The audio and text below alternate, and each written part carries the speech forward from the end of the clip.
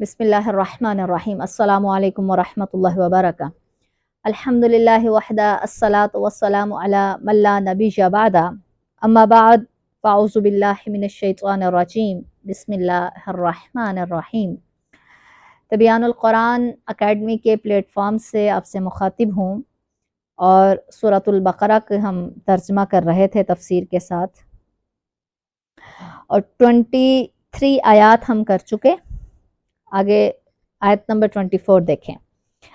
اللہ تعالیٰ نے قرآن پاک میں فرمایا، جو 23 آیت نمبر 23 ہے نا، اس میں اللہ تعالیٰ نے مشرکین کو یہ چیلنج دیا تھا کہ جب آقا علیہ السلام قرآن کی تبلیغ کرتے تو مکہ کے جو مشرکین تھے، مکہ کے مشرکین کہنے لگے کہ جی قرآن جو ہے وہ خود اللہ کے رسول صلی اللہ علیہ وسلم نے نا اپنے ہاتھ سے قرآن لکھ لیا ہوا ہے۔ یہ بات یاد رکھیے گا، اللہ کے رسول صلی اللہ علیہ وسلم نے ساری زندگی کبھی ہاتھ سے لکھا نہیں۔ بہت کم کبھی ایسا معاملہ ہوا کہ اللہ کے رسول صلی اللہ علیہ وسلم نے قلم پکڑ کے لکھا ہے، ورنہ بہت کم، 1 یا 2 دفعہ آپ کہہ لیں، ورنہ اللہ کے رسول صلی اللہ علیہ وسلم نے نا مہر نبوت ایک بنوائی ہوئی تھی۔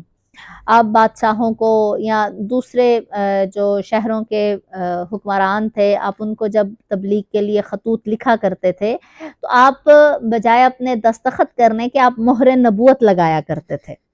تو اس لیے اللہ کے رسول صلی اللہ علیہ وسلم نے بہت کم لکھا ہوا ہے، ہاتھ میں قلم بہت کم پکڑی ہوئی ہے، صرف اسی وجہ سے کہ یہ کافر اعتراض کریں گے کہ انہوں نے قرآن خود بنا لی ہے۔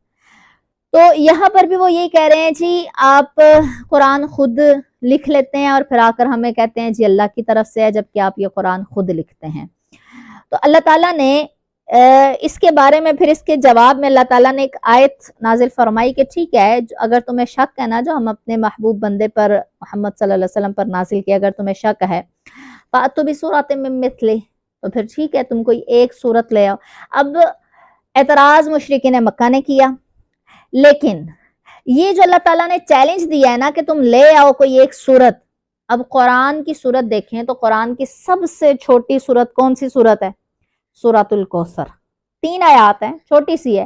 تو 3 آیات والی چھوٹی سی کوئی سورت مشرکین بنا لاتے تو مشرکین فصیح بھی تھے، بلیغ بھی تھے، یعنی زبان دانی میں بڑے ماہر تھے، عرب کے رہنے والے تھے اور عرب ان کی اپنی زبان تھی، تو اس میں ایک چھوٹی سی صورت بنا کر لانی تھی۔ اور پھر صرف قریش مکہ کو یہ نہیں چیلنج دیا گیا تھا، تمام عرب و عجم کے، پوری دنیا کے جتنے بھی مشرکین تب سے آج کے دن تک یہ موجود ہے۔ اور پھر آگے اللہ تعالیٰ نے کیا فرمایا کہ آسان تھا کہ 3 آیات کی ایک صورت بنا کر لے آتے، اس چیلنج کا جواب دے دیتے اور اپنے آپ کو حق ثابت کر دیتے کہ جی ہم سچے ہیں۔ لیکن رب تعالیٰ نے اگلی آیت میں فرما دیا فَإِن لَّمْ تَفْعَلُوا، تم سر دھڑ کی کوشش بھی کر لو نا، بازی بھی لگا لو، تم پھر بھی ایسا نہیں کر سکو گے۔ وجہ کیونکہ یہ انسانی کلام یا انسان کی لکھی ہوئی کتاب نہیں ہے، یہ رب کا کلام ہے۔ تو رب کا کلام بندے کیسے بنا سکتے ہیں؟ فرمایا فَإِن لَّمْ تَفْعَلُوا، پھر تم ایسا نہ کر سکو گے۔ وَلَن تَفْعَلُوا، تقیداً کہا، ولن تقید کا صیغہ، تقیداً اللہ فرما رہا ہے ہرگز نہیں کر سکو گے، یعنی کوشش بھی کرو گے نا، سارے مل کر کوشش بھی کر لو تب بھی تم ایسا نہیں کر سکو گے۔ فَاتَّقُوا النَّارَ الَّتِي، تو پھر ڈرو اس آگ سے، یعنی کس آگ سے ڈرو؟ یعنی ڈرو، اللہ کا خوف کھاؤ، پھر ڈر جاؤ اس آگ سے، الَّتِي، جس کا وقودها الناس والحجارہ، جس کا ایندھن یعنی جو جلائی گئی ہے، جو بڑکائی گئی ہے، کس سے؟ ناس، انسانوں سے، والحجارہ، اور پتھروں سے۔ انسان بھی اس میں جلیں گے اور جنت جہنم بڑکے گی، اور پتھر بھی اس میں، انسان بھی ڈالے جائیں گے، پتھر بھی ڈالے جائیں گے۔ حضرت بہلول دنا کی ایک بات یہاں پر یاد آ گئی۔ حضرت بہلول دنا جا رہے تھے تو چند بچے کھیل رہے ہیں، کچھ بچے کھیل رہے ہیں، تو ان میں سے نا ایک بچہ الگ تھلگ کھڑا ہے، وہ نہیں کھیل بلکہ الگ کھڑا اور رو رہا ہے، اور باقی جو بچے تھے وہ اخروٹ لے کے نا، اخروٹ اس سے کھیل رہے ہیں۔ تو بہلول دنا گزرے، جب انہوں نے اس بچے کو روتے ہوئے دیکھا، بڑا مسکین سی شکل بنا کر بیٹھا ہوا، بڑا پریشان سے الگ تھلگ سارے بچوں سے بیٹھا ہوا ہے. تو بہلول دنا اس کو جا کر کہتے ہیں کیا تیرے پاس اخروٹ نہیں ہے؟ وہ تو یہی سمجھے نا کہ باقی بچوں کے پاس اخروٹ ہیں اور وہ کھیل رہے ہیں، اس کے پاس اخروٹ نہیں ہے اس لیے یہ نہیں کھیل رہا ہے. تو کہتے ہیں کہ تیرے پاس اخروٹ نہیں ہے تو اس لیے رو رہا ہے؟ اس نے کہا نہیں، اس وجہ سے تو نہیں رو رہا. آپ نے فرمایا کوئی اور پریشانی ہے؟ کھیلتا کیوں نہیں ہے؟ تو بھی جا کے کھیل. اس نے کہا نہیں، میں کھیل یا اخروٹ کی وجہ سے تو نہیں رو رہا ہوں. تو بہلول دنا نے پوچھا پھر تو کس وجہ سے رو رہا ہے؟ تو وہ آگے سے سوال بہلول دنا کو کر رہا ہے. بہلول دنا کو کہنے لگا بہلول مجھے یہ تو بتا کیا یہ ہماری کھیلنے کی عمر ہے؟ وہ چھوٹا سا بچہ ہے، 8-9 سال کا ہوگا، اور وہ کہہ رہا ہے ہماری تو یہاں پر عمریں گزر جاتی ہیں، ہمارے تو 25-25 سال کے بچے ہو نا بیٹے تو مائیں کہتے ہیں حضرت بچہ ہی ہے بیچارہ، کام کاج پہ نہیں بیچتے، حضرت بیچارہ بچہ ہے، عمر کی ہے، اتنا سمجھ ہے. اور وہ 8-9 سال کا بچہ ہے اور وہ کہہ کیا رہا ہے بہلول مجھے یہ بتا ہمارے کھیلنے کی عمر ہے. اب پہلے تو وہ پریشان ہو کر بیٹھا ہوا تھا، اب بہلول پریشان ہو گئے. تو یہ چھوٹا سا بچہ بہلول کہنے لگے تیری یہ عمر نہیں ہے کہ تو یہ باتیں کرے. وہ کہنے لگا بہلول مجھے بہلاؤ نہیں، مجھے نہ بہلا، میں جانتا ہوں. بہلول کہنے لگے تو کیا جانتا ہے؟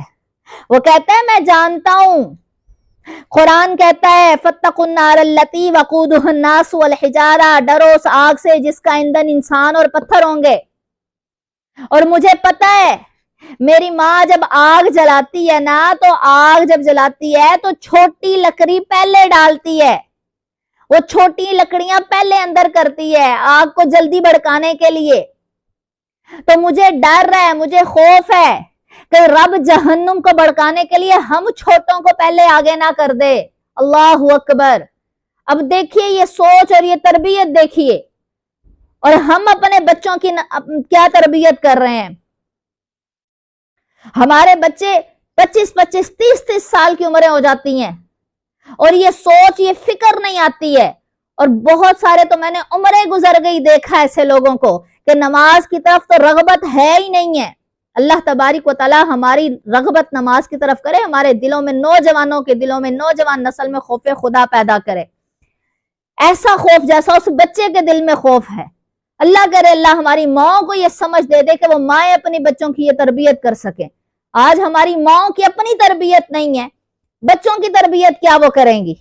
اللہ تبارک و تعالی ماں کو سمجھ عطا فرمائے کہ آپ کے بچے کوئی عام بچے نہیں ہیں، محمد صلی اللہ علیہ وسلم کے امتی ہیں آپ کے بچے. آپ نے عام انسان پیدا نہیں کیا ہے، آپ نے امت محمدی کا ایک فرد پیدا کیا ہے، آپ نے اسلام کا ایک مجاہد پیدا کیا ہے، آپ نے اسلام کا ایک شیر پیدا کیا ہے، آپ نے اسلام کا ایک محافظ پیدا کیا ہے. مائیں اگر یہ سمجھ جائیں کہ ہم نے کس بچے کو جنم دیا ہے تو مائیں اس بات کو سمجھ جائیں تو ہماری نسل سنور جائے. تو اللہ فرما رہا ہے فَاتَّقُوا النَّارَ الَّتِي، ڈرو اس آگ سے وَقُودُهَا النَّاسُ وَالْحِجَارَةُ جس کا ایندھن انسان اور پتھر ہیں. اُعِدَّتْ لِلْكَافِرِينَ تیار کس کے لیے کی گئی ہے؟ خاص کافروں کے لیے تیار کی گئی ہے. کون سے لوگ جلائے جائیں گے اس میں؟ کافر لوگ اس میں جلائے جائیں گے. اب اس سے کوئی یہ نہ سمجھے کہ مسلمان بری الذمہ ہے جہنم سے، جہنم میں داخل ہی نہیں ہوں گے، نہیں. جو گناہ کرے گا ایمان لانے کے بعد وہ جہنم میں اپنی سزا بھگتے گا. ہاں اللہ فضل کر دے تو سارے ہی معاف کر دے، اس کے فضل کی بات ہے.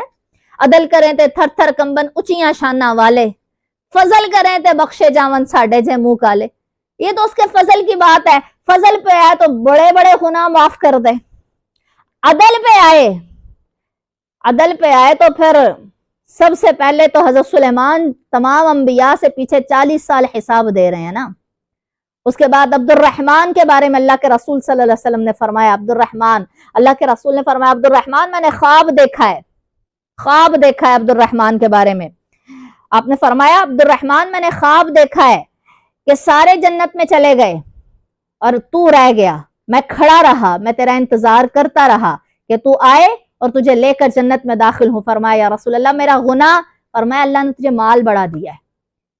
تو اللہ تبارک و تعالی ہم لوگوں کو سمجھ عطا فرمایا. السلام علیکم ورحمۃ اللہ وبرکاتہ.